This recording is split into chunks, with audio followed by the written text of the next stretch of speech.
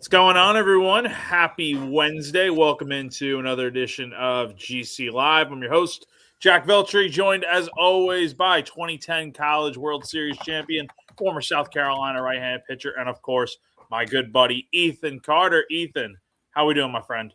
Better than last night. After watching that baseball game, but other than that, can't complain. We're finally getting to the finish line here, so I think everybody, including the teams, ready for this thing to come to an end at this point. And man, we're gonna start the show off talking about what on God's earth happened yesterday. Another low point for this historically bad season for South Carolina. And then we'll talk a little bit about the weekend ahead, and then we're kind of getting towards the finish line. Like the title of this stream says, the end is near. 4 more games left to go, and that'll be it for the South Carolina baseball season, unless they decide to go on a miraculous run in Hoover next week. But we'll talk about Hoover and all that next week when we get ready for that tournament out there in Alabama. But before we get going, got to talk to you guys real quick about our good friend Clint Hammond of CMG Home Loans. If you're in the market to buy a home or need help with your mortgage, give a call to our friend Clint, who's been in the mortgage industry for over 20 years now. He's a lifelong Gamecock fan, also a longtime supporter of Gamecock Central and all of our GC Live programming. So he gets it. He's a Gamecock through and through. Give him a call, 803-422-6797. The NMLS number for Clint is 71597. Or go to clinthammond.com for more info. That info will be above us here on screen all show long. All right, man. We're going to keep this brief with what the heck happened last night. South Carolina falling 5-2 to the Winthrop Eagles. I can't say I'm surprised, but at the same time I am, because it's like another midweek loss for this team, and another loss to a team that they're supposed to be less than you. You're supposed to beat these teams. For as bad as last season was, in some ways I think last year's worse. That team never lost to a mid-major. Somehow, some way, they went undefeated. I think it was 22-0 against mid-majors last year. And South Carolina, I don't have the number up in front of me at this point, but they've lost a ton of games to those types of teams. They're now 12-5 on the year against quad 4 opponents. They're 4-2 against quad 3. So they have 7 losses to teams that are ranked quad 3 or lower this season. When I'm looking at the RPI, of course, South Carolina is 1-20 in quad 1 games and 5-4 in quad 2. But I think it just goes to show that this has been a bad season for a lot of reasons. But you look at all the games that they've lost to teams that are just not supposed to be that good compared to them. In an SEC school, I can understand losing a few games here and there, midweek games. It happens to the best teams around the country. Trust me. But South Carolina is losing so many of these games to where they're having not just a historically bad year, the worst season now in program history after the way last year went. Yeah, no, I mean, to your point, big programs lose midweek games all the time. They're trying things out. They're working on, some guys are getting work in that don't usually get work. Like midweek losses aren't uncommon in a general season, but you can't you can't lose this many of them, but then you also can't be losing games to Army. You can't be losing games to, or you can't keep dropping almost every SEC series. Like there's got to be a balance, and there's got to be a balance. And this year the wheels have just kind of fully come off the car, or the van, however, the bus. There've been a lot of wheels coming off. So, yeah, and like I said, I mean, you made a great point. I mean, midweek losses aren't uncommon, but they can't come at this rate while also peeing down your leg every time you face, legitimate competition in the SEC. So I have the numbers pulled up in front of me, and shout out to one of our interns who was at the game last night covering it, going to war essentially watching this team play. 18-18 at Founders Park this year, 11-8 versus mid-majors. First loss to Winthrop in 11 years. And also, by the way, South Carolina has now lost 9 games in a row. That is, if the math is correct, That would be the second longest losing streak in program history. And the longest is, depending on how you look at it, it's 15 in a row back in 1961, and it's 18 in a row if you include the first 3 games of the 62 season. So we're talking about 65 years ago, the last time South Carolina was like this bad at baseball. And, there's a balance, I think, between just not being a very good team and kind of just going through the motions and losing motivation at this point. Adam brings up a good question here. What's on the players' minds now? And Ethan, you could speak as well to this as anyone, being a former player. And of course, when you were there, times were a lot different. The program was in a very good spot, obviously, having its best years ever. But I can only imagine after seeing, and again, I'm not saying this is the case, but it feels this way, where I'm at LSU watching this team make the silliest errors imaginable, like mistakes that Little League teams make. Then you have, over the weekend against Alabama, the Luke Uhas running mistake on the base paths where it's first and third, nobody out, and KJ Scobie's a little pop up to second base, and Uhas is jogging to second base, not knowing what the heck's going on. Crazy. And then you just see last night where there's just it just feels like there's no motivation left in the year. I think the guys are just kind of just going through the motions at this point. Do you get the sense watching that? And as a former player, you're able to have the best, viewpoint on what probably is going through these players' minds. Yeah, no, it definitely looks like this. They are they are coasting to the finish line at this point. It's been a bad season. Any chance of postseason play kind of went out the window a couple weeks ago. I mean, that's being generous. Probably even a month ago at this point. After the Missouri series, you get swept the next weekend. That kind of probably ended any postseason opportunity for this club.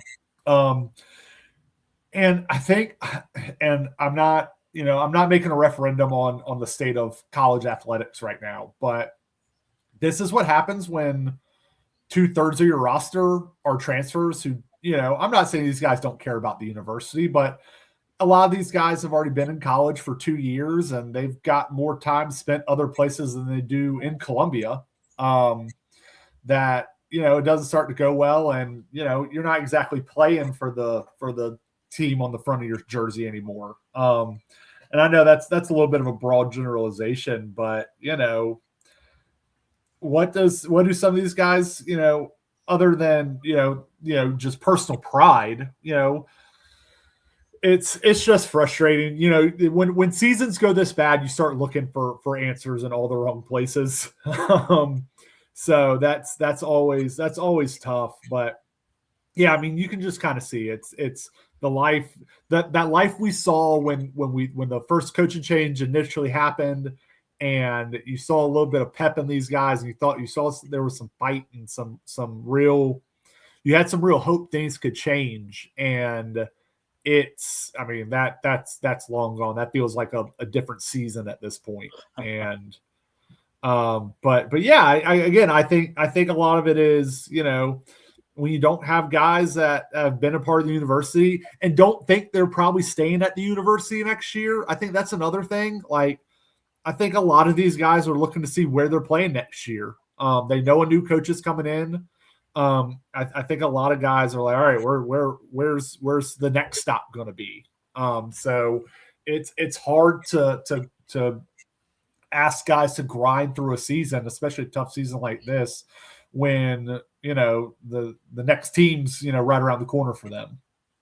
That's the thing, man. It's just I don't know. I've gotten this question a few times from different folks on our message boards and whatnot, like, how many players are going to realistically transfer out? And I don't have a great answer on that, just because I don't know. I don't think anyone really knows, except the guys that in their own head, they know what they're doing after the season. But I think a lot of them are going to wait until the coaching hire is made. That's one side of it. I think there are guys that are just going to transfer out no matter what because it didn't work out here or they weren't getting playing time. Like I think there's a few guys you can look at on this roster that just didn't play a lot and had the seasons that they wanted to, that they need a fresh start somewhere else. You'll get those guys for sure. It'll be double-digit guys, I think, transferring out just like last year. Will it be as many? That depends on what the next coaching staff wants here. I think if and quite frankly, if you are the next coaching staff, sure, you can retain some of these players, but why would you want to retain the majority of this roster after the season they just had? Yep. Forget the wins and losses. A lot of these players just underperformed this year, given what they were supposed to be. And that's not me singling out just the players that they aren't doing their job and that they're the reason why this is going the way it is. There are a lot of problems that are beyond their control. But they were brought here thinking, when you look at the numbers, it's like, okay, a lot of these guys produced at other schools. Let's see how they do against SEC competition. And it's clear as day, and this isn't me throwing anyone under the bus, the pitching level you're facing, specifically for the hitters, is just so different compared to mid-majors and JUCOs. And I think it's been an adjustment that's been too big for some of these guys. And that's unfortunate because I thought they had a decent roster put together in the offseason. And I, quite frankly, did not see this coming. I thought 2025 was supposed to be the lowest point for the program, and I was dead wrong. 26 is going to end up being a worse season by a mile. And I mean, you get the questions like this is, again, another question just about like, do fans have to worry about guys transferring? Are they going to be all right? I don't know. It depends on what the next coaching staff wants, how many players are following that coach from said school, assuming they go outside of hiring. They're probably not hiring Monty Lee. So let's just get that out of the way. I love Coach Lee. I think Coach Lee wants a fresh start after all this, man. I know he loves South Carolina, but I think the best thing for everyone involved is Coach Lee goes somewhere else, the school gets someone else, and we thank him for everything he's done for this university. But you know, he got thrown into an impossible situation, and it looked like he'd ride the ship a little bit. But yeah, man, it's this season, just the program needs a complete reset, just from top to bottom when it comes to the baseball program. No, totally. And I mean, another good question here from Big Red. I don't feel like they were destined for a bad season, given the mid-season coaching change. Like you said, Ethan, there was definitely a spark lit into these guys the first few games. Like they were literally one throw away from taking a series against a top 5 Arkansas team at the time. Like they have shown us at times they can be a good baseball team. They take the first game against Texas. They sweep Missouri. They take a series against Kentucky. There's been flashes in the pan of like a team that is competent, to say the least, but more times than not, I think when the losses have started, especially in this losing streak here, when the losses have added up, it's just tough to find any good thing going on right now. The pitching hasn't been great. The defense has been a little bit rough at times, and the offense has been inconsistent at best. And that's kind of just been the story of the year for South Carolina. And I think we're just starting to see everything kind of just go wrong for this team right now. And I don't know if they're going to win another game the rest of the season at this point. I think even though we'll talk about Vanderbilt here in a little bit, but I mean, going on the road, we know that's tough. And then you go to Hoover and shoot, it could be one and done just like that. Yeah, no, I mean, you know, I said a little bit earlier, I think the real tipping point for this team was getting swept by Mississippi State after that Missouri sweep. You played Texas real close the weekend before Missouri. You sweep Missouri. You're feeling real good about where you're at. You're starting this home stretch at Founders Park, and you go and get swept by Mississippi State team that was kind of on the ropes at the time as well. And getting swept by them just kind of, I think, just really took the wind out of the sails for a lot of for all the momentum that they had going. And it's, to go back to the previous comment of, what were they destined to fail? I think anytime you're making a midseason coaching change, it's tough. You're already behind the 8 ball if you're having to make those kind of decisions. So destined, it's probably a little too strong, but I mean, you're on that track. Like you're fighting like heck to make sure that it doesn't end up being that way. But that is kind of the track you're on when you're making a coaching change after the fourth game of SEC play. And it happened for a reason. The coaching exactly. It needed to happen. You were already 12-11 when Paul Mainieri was let go mid-season, stepped down part ways, however you want to call it.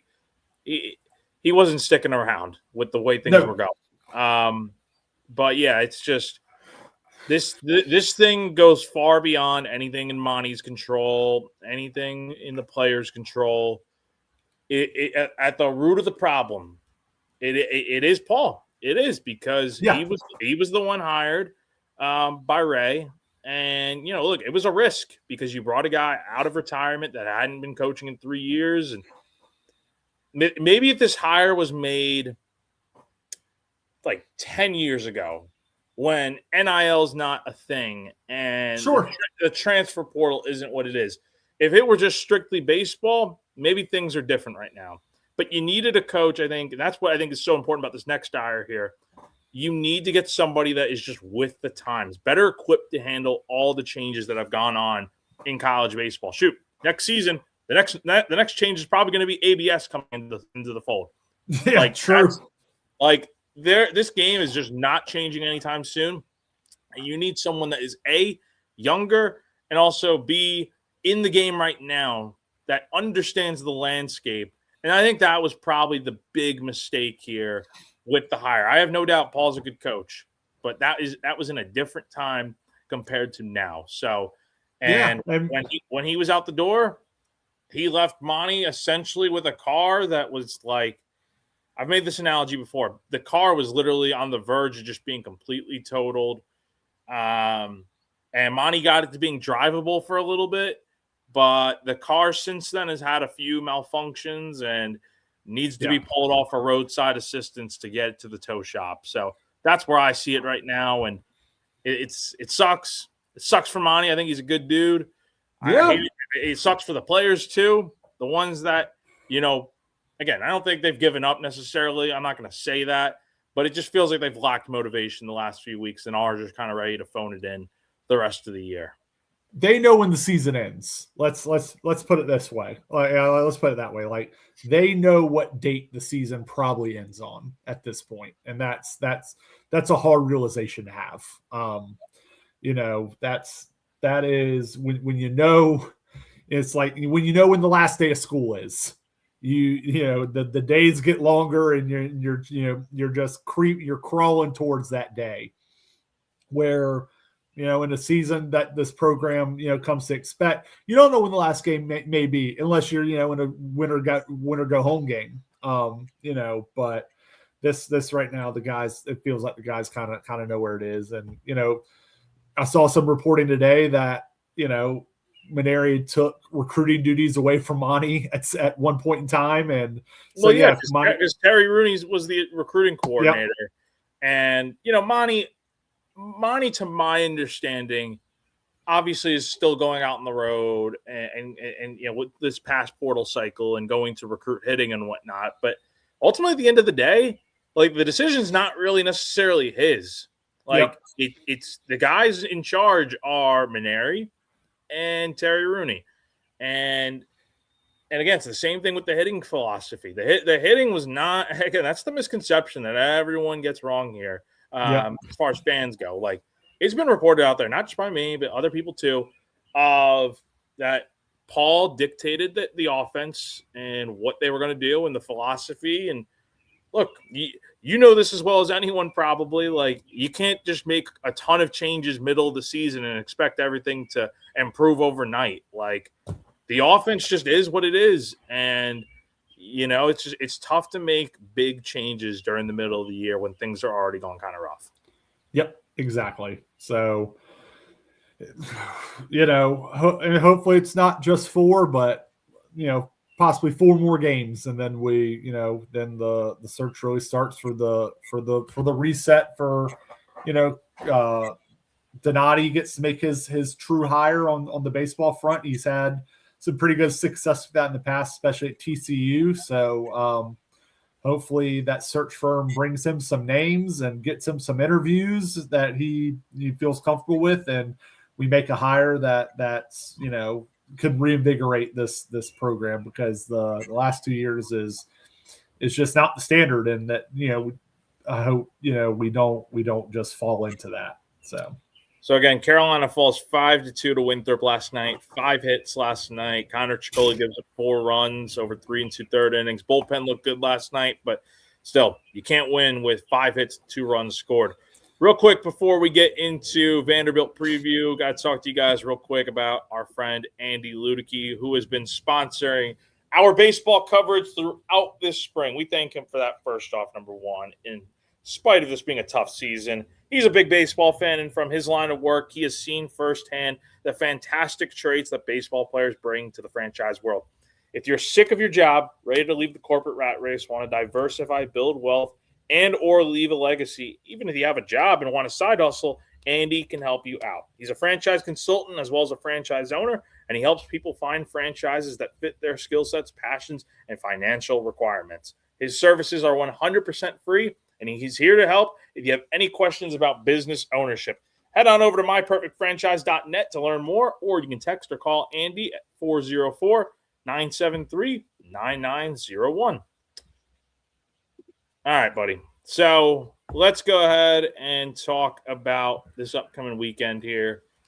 Series gets going between South Carolina and Vanderbilt tomorrow night in Nashville. I will be out there on the road traveling. I'll be leaving tomorrow morning as we speak and heading on out there to make the trip. And the Gamecocks looking to end the year and the regular season on a high note going into Hoover. We do not know the pitching rotation at this time. I'm sure that will become available over I guess probably right after we get off our show. I'm sure that'll be our line. The rotation will be announced. One thing we do have an inclination on is that Monty Lee was asked yesterday if he's going to hold somebody out from the weekend from a pitching standpoint to go on Tuesday in Hoover, or if that's something he'll still have to decide. And he said, quote, "I think probably what we'll end up doing is splitting up the game with 2 of our starters, and just to minimize the pitch count a little bit, cut the pitch count down. Basically take 2 of our guys and split one of the games would be our plan right now. So that way we would have both those guys ready for Tuesday's game." I have got to imagine that would probably mean Amp and Brandon Stone are probably going to be those 2 guys he's referring to. Now, tomorrow's game 1, game 2 is Friday, and then game 3 is on Saturday. The game, it's pretty much meaningless at this point, aside from like what seed are you going to be in the SEC tournament. And as of right now, Carolina is the 15 seed. They are 1 game ahead of Missouri. So I tweeted about this the other day. If Carolina gets swept and Missouri takes 2 of 3 at Texas, Missouri's the 15 seed, South Carolina's the 16 seed. And that essentially, the only difference is you're still playing on Tuesday. Just one team's playing at the crack of dawn and the other one's playing in the afternoon. As of right now, Carolina would either be playing Oklahoma or Tennessee, who are both tied for 10th place in the conference at 13 and 14 on the year. That will sort itself out since those 2 teams are playing each other this weekend. But you could be looking at a scenario where South Carolina maybe plays Vanderbilt, Kentucky, Oklahoma, Tennessee, maybe even Ole Miss. I mean, dude, there's like 5 different teams they could be playing in Hoover next Tuesday. But kind of getting back to the discussion about the pitching staff this weekend and how they're going to manage it. So Thursday, I would assume maybe that's tomorrow's going to be the game where you're pitching 2 different guys. It would not surprise me if like Saturday or Friday and Saturday are just TBA and they're just going to piece it together in one of those games and just let those guys throw. So it would be Thursday, Friday. Friday would be your first day of rest. Saturday, Sunday, Monday, and then you'd be on, is my math correct, 4 days of rest essentially heading into Tuesday? You'd be pitching on a 5th day. You'd be on a regular major league rotation at that point. So, I mean, to your point, I think the best assumption here is that probably Amp Phillips is going to start tomorrow night with Brandon Stone in relief, since Brandon has experience doing it. And I could probably see those guys each going about 45, 50 pitches. That's generally what one of your longer bullpens is like. Each one of those guys goes about 45, 50 pitches, maybe 3 innings tops. And then, Friday and Saturday are going to be real just get guys work. I think just kind of looking at it. I was going to ask, buddy, is there any pitchers? Like, again, I think those final 2 games, you should probably be just throwing guys that normally don't get the pitch, but they're going to get they need to get some innings to kind of preserve as many arms as you can. I think you're going to be relying a lot on your bullpen this weekend. But are there any guys that maybe just haven't gotten much work or just haven't looked good this year that you think need to be throwing this weekend? Like, I think Riley Goodman's probably like the best example.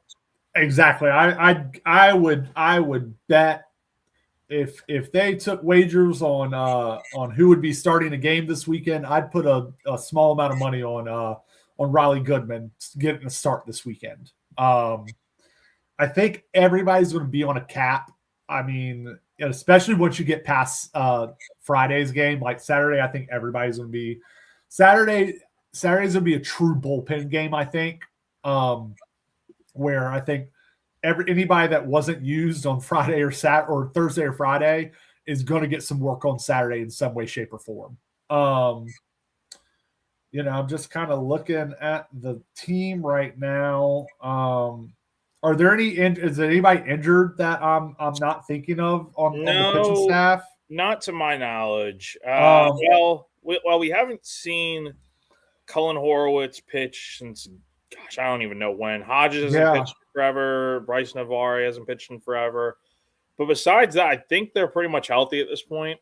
The one guy I probably would say, not to cut you off, the one guy I'd probably say probably would not throw maybe until Saturday is probably Chicoli, since he started last night and will pitch fourth. Yeah. He's probably a guy that, like, maybe you get him an inning. But besides that, I don't think you're really going to be pitching anyone in particular. I did see Adam posted one player got injured last night. I believe that was Prisco that got banged up last night. So not sure what his status will be, but we'll see this weekend. And he's a big contributor for this bullpen, so hopefully he'll be available. Maybe Elijah Foster gets a little bit of run this weekend. I think he should. Yeah. Yeah, I mean, the numbers aren't bad. He had, he's walked a few guys this year, but he's got some experience starting before. Maybe he can eat up some innings for you. I pretty much think anybody that travels this weekend, you're going to see pitch. And there is going to be a lot of building towards making sure you have everybody available for Tuesday, then maybe Wednesday, 5 games in 5 days. I think the most logical answer is, Ant will start tomorrow. Brandon Stone will come in relief. 40, 45, 50 pitches for those guys. Maybe they get up a little, creep up over 50. I'd be shocked if either of them cross the 60 pitch threshold. And then after that, I think it's going to be a lot of, 2 to 3 innings for guys. And maybe some 1 inning stuff on for anybody that doesn't throw Thursday and Friday and on Saturday. Now, let's say that is true, that they would go, Amp and Brandon would go about 45, 50, maybe 60 pitches top. Yeah. Do you think that essentially means, both would be ready to go on Tuesday, but do you even see them trying to piggyback it on Tuesday? Like, if the game requires it on Tuesday where you're in a tight game and you're trying to win it, yes, maybe you throw both guys in that game. I think they maybe did that last year, if I'm not mistaken. But at the same time, I think you're trying to, you need to have, you have 5 games in 5 days. Oh, yeah. So I guess this is a 2-part question. Number one, are you preserving pitch counts in Hoover on day 1? No. Or are you using both guys to go out there? What do you think potentially? The way I would attack it is your game 1 guy's your game 1 guy. And at this point of the year, guys generally do come back on short rest. But if putting my manager cap on, Ant Phillips will start Tuesday in Hoover, and Ant Phillips is your guy in Hoover. And to your point, unless it is a 3-2 game and Amp's gone 6 innings and you don't got anybody else, which your whole bullpen should be ready, that's the only way I would think about bringing Brandon in. Because if you win that game, then I think Brandon Stone should be starting on Wednesday, and then after that, that's when who knows. But I wouldn't piggyback it. Your bullpen's been a strength. I think that's the other thing. Compared to last year, bullpen wasn't their strength. Their best pitchers were their starters. So it was kind of like, all right, well, if we're in a game to win here in a tournament, we got to go to a starter. The bullpen's been a strength of this team, so I feel comfortable passing the ball from a good Amp start. Even if it's 5 or 6 innings, pass that off to a bullpen that's been pretty good this year versus like, I've got to go to Brandon here. Like we gotta win this game with just Amp and Brandon. That's not what I would do, but again, however you can win, you gotta increase the season as long as you can. So essentially what you're saying is both those guys tomorrow are going short pitch counts, probably. We don't know that for a fact, but that's probably what Monty means here. And then you'll piece it together Friday and Saturday. And then that sets you up for Hoover, where both those guys aren't going to pitch necessarily on the same day, but they would be able to give you like 90, 100 pitches. That's what you're saying, correct? Yeah, exactly. Yeah. Like this tomorrow, in my mind, tomorrow is like a bullpen for them. They're getting some work in so that they are fine-tuned and as fresh as possible for a run in Hoover, where they can both go their full 90 to 100 pitch,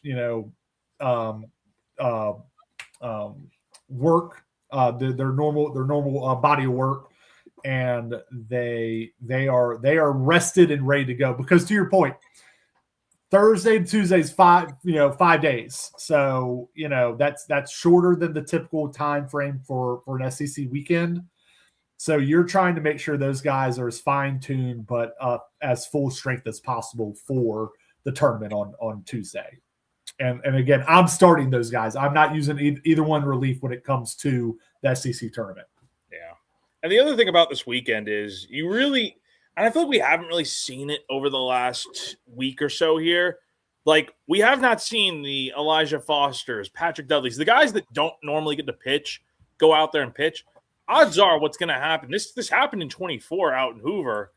When you're playing so many games over so many days, you get to a point where you're at the mercy of having to use guys that haven't thrown in like a month. Now, what I mean by thrown is like they haven't pitched in a real game in like a month. Like that's what happened when you had the guys like Roman Kimball out there starting against LSU in the SEC semifinals, a game that you probably don't want him to pitch in, but it's like you have no one left to throw. That's kind of what Hoover is. It's a battle of like who has the most pitching depth. And if you're South Carolina, like you're trying to have Amp and then Stone pitch games 1 and 2 if you make it that far.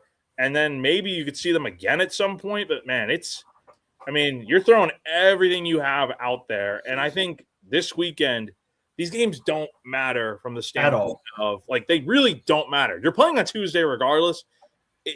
Who cares, honestly? Like, the only thing you're just trying to figure out is who the heck you're playing and what seed you're going to be. And South Carolina can't improve its seeding much at all. So I think they are just better off. You already shattered the record for most losses in a season. Just literally go see what you can get out of guys like Dudley, Foster, whoever it may be, the guys that I mentioned that haven't pitched at all this year. Just see what you can get out of them, because you're going to need them at some point potentially next week if you are going to try to do the unthinkable and win so many games in so many days. Yeah, exactly.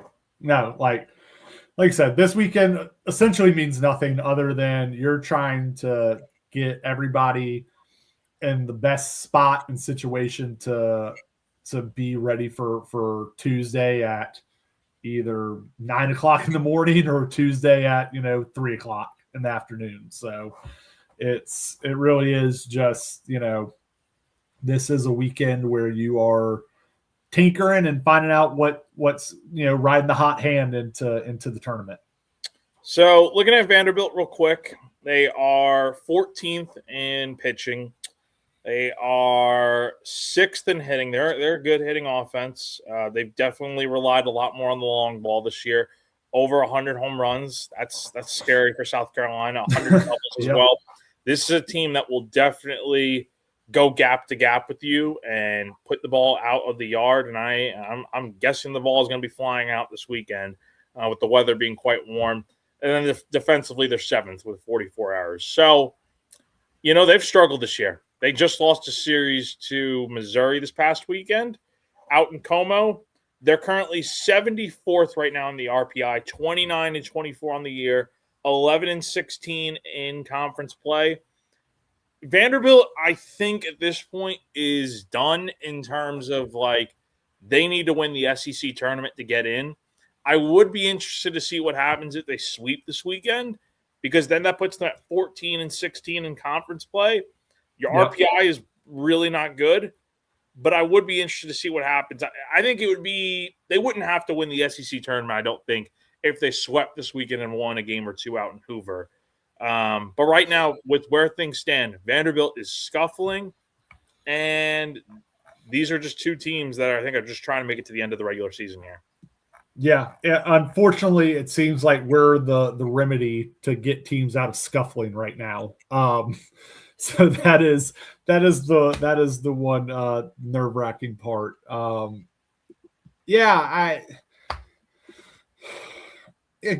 we've talked about, the offense is been an issue.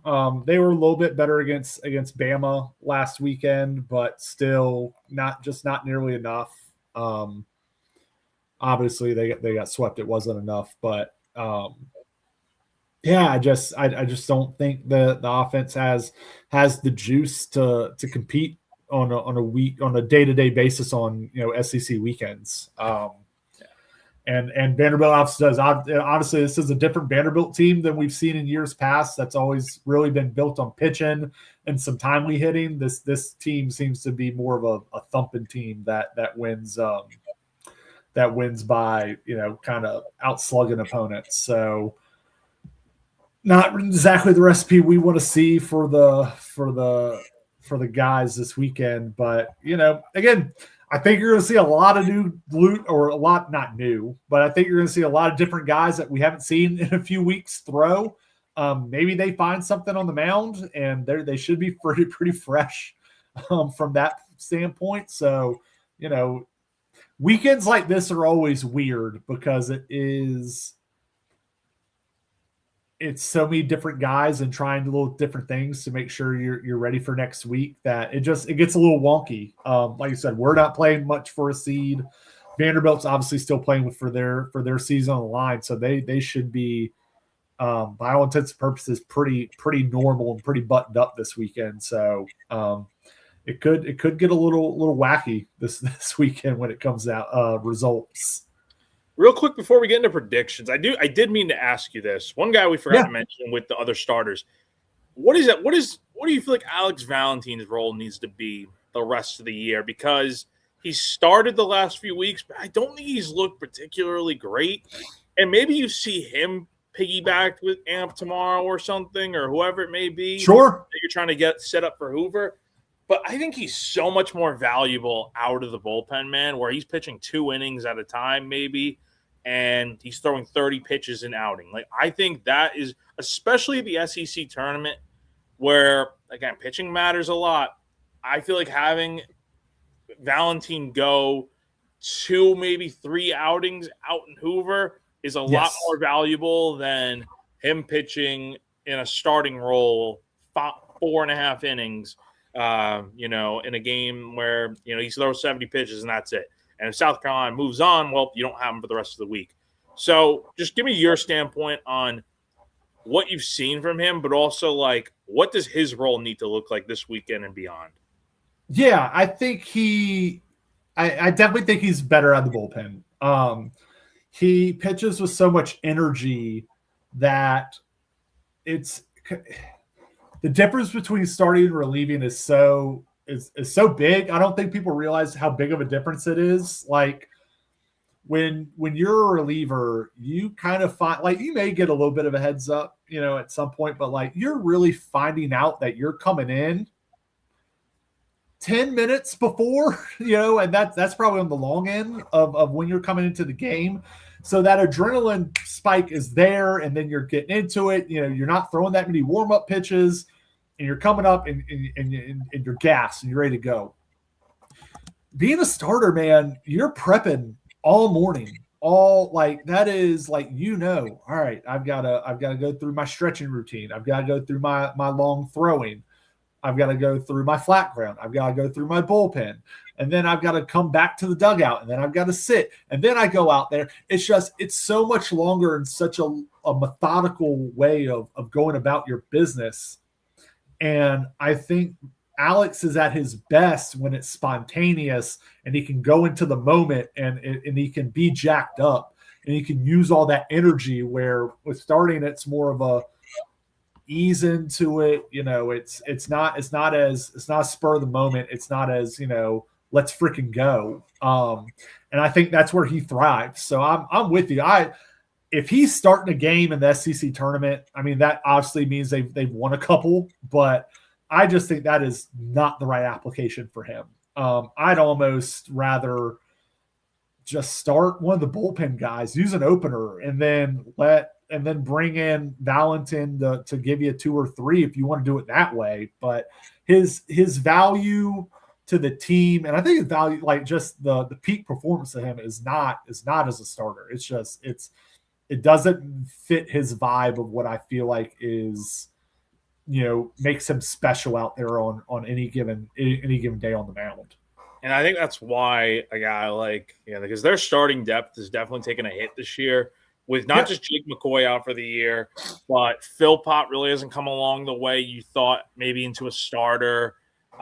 Goodman, obviously, Foster doesn't pitch as a starter. This is where I think this is the weekend where you need to start throwing again. If it were me, this is how I would set it up. Mm-hmm. You'd have Brandon and Amp go tomorrow.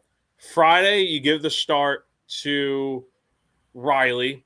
And then Saturday, I would start like Dudley, Philpott, somebody that just has not started games this year. Go out there, be an opener essentially, get a few innings in, get that confidence up. That's the main thing. Forget the wins and losses. The hope this weekend is that you have enough pitchers that have enough confidence to go out there on the mound next week and shove, because that's what you need, man. Like a good pitching weekend for South Carolina, regardless of if they get swept or win the series or whatever, that's going to go so much further into next week than whatever it does for this weekend, in terms of just like you need to see guys go out there and pitch well. So I kind of hope we don't see Valentin start. I hope he does pitch out of the bullpen, because I think that is the role that he's better served for. Do I think that's going to happen? No. I think he'll probably end up starting this weekend, because that's kind of just the rhythm he's been in. But he's so much better as a reliever. And I think you got to give a guy like Riley a chance to really get some innings this weekend, because he needs to be a contributor if you're going to have any chance.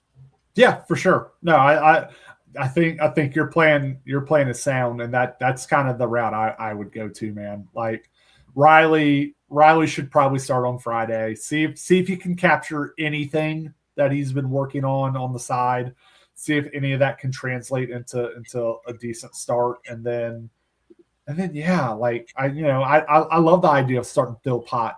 Go 2 innings, maybe 3 if he's got it in him, and then pass that thing off, and then just treat it as a true bullpen day of, just getting guys fine-tuned and ready to rock on Tuesday, because that's all that really matters at this point. This, we obviously want to see the guys win, and I know the guys want to go out there and win, but this weekend don't mean anything. Everything is gearing towards Tuesday now, and everything from there. Yeah.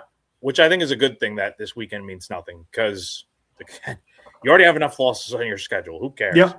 Just go out there and just set everything up the way you think is best fit for next week, because that's your season basically starts over on Tuesday. You have new life, a chance to redeem all the the bad things that have happened this year, but you got to set it up the right way. And I think just sticking with what's been going on is not working, and you got to try something different, especially with some of the guys probably taking a toll with how much they pitched this year and not doing well. The starting pitching has not been good since that Missouri series. So you really need some good outings here this weekend. Let's lock in some predictions for the weekend. I'll start off. I don't know, dude. I don't know. They've lost 9 straight. I think they're going to lose 2 out of 3 this weekend. I think they'll win a game, but I could easily see them getting swept just because we've seen it, man. Mississippi State, Bama. What other team am I missing? That was a get right. Oh, LSU.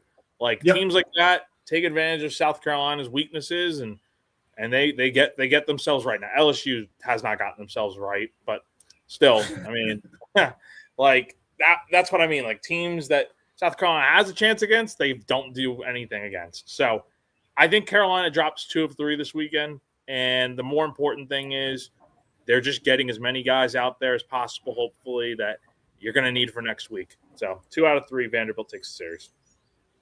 Yeah.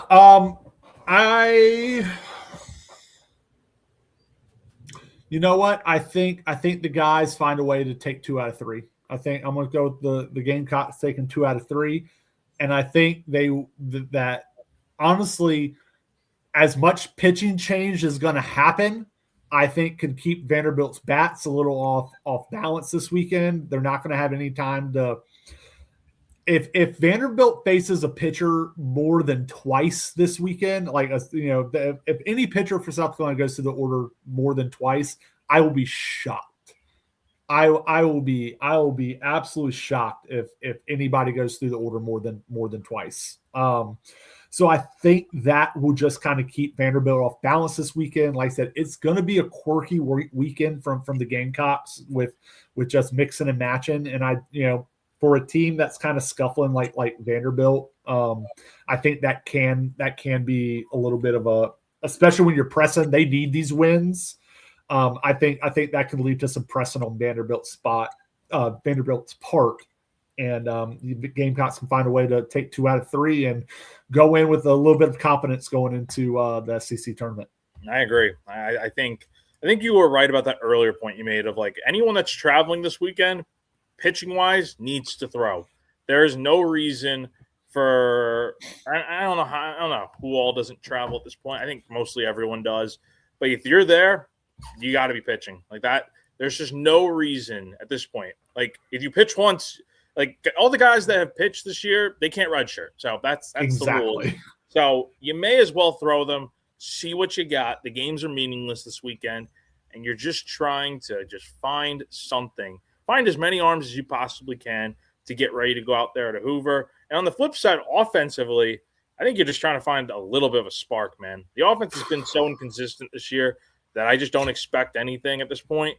But you got to get some of these guys going at the plate, and this would be a good weekend. If they're going to win 2 out of 3, man, they can't just do it with their pitching. They're going to have to score some runs. So You're taking the Gamecocks to win 2 out of 3. I'm taking Vanderbilt to win 2 out of 3.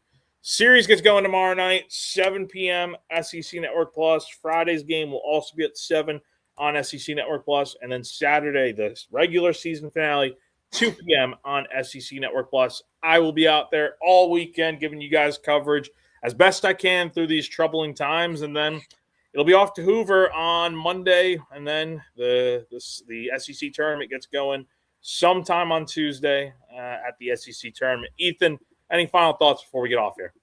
Yeah, like I said, we're going to see kind of what the plan is. And, like I said, everything's getting ready for Hoover.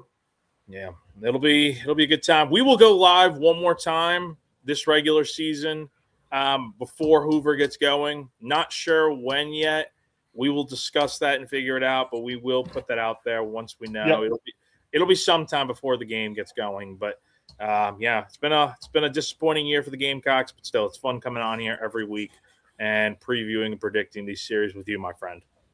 Always, my friend. Now, looking forward to it. Yep. All right, so that is going to do it for us for now. Again, South Carolina at Vanderbilt this weekend, trying to get any momentum going into Hoover next week. So for GamecockCentral.com, I am Jack Veltri, and as always, joined by 2010 College World Series champion and former Gamecock right-hand pitcher Ethan Carter. Have a great rest of your day, y'all, and then have a great weekend coming up. Until next time, we'll see you then. Bye.